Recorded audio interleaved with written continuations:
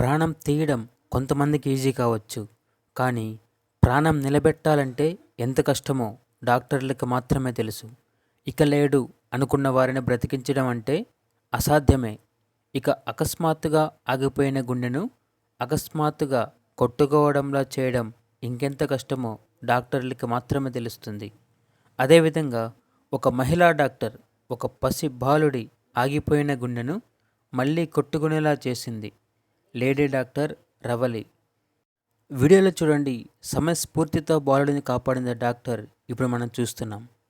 అసలు విషయానికొస్తే విజయవాడలో విద్యుత్ షాక్ తగిలి అపస్మారక స్థితికి వెళ్ళాడు ఒక బాలుడు.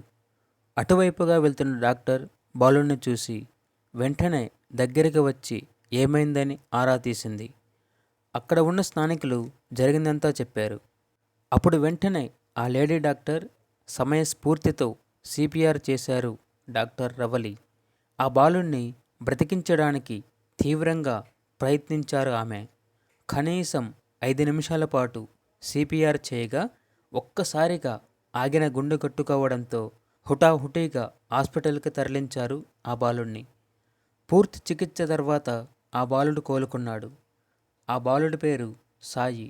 6 సంవత్సరాల చిన్న బాలుడు. కేవలం సమయస్ఫూర్తితోనే ఆ బాలుడిని కాపాడగలిగారు ఆ డాక్టర్ రవలి.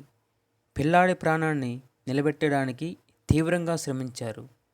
మొదట పిల్లాడి శరీరంలో ఎలాంటి కదలిక లేకపోయినా తీవ్రంగా శ్రమించి బాలుడి ప్రాణం కాపాడింది ఆమె. చివరికి ఆమె కృషి ఫలించింది. విజయవాడ అయ్యప్పనగర్లో జరిగింది ఈ ఘటన.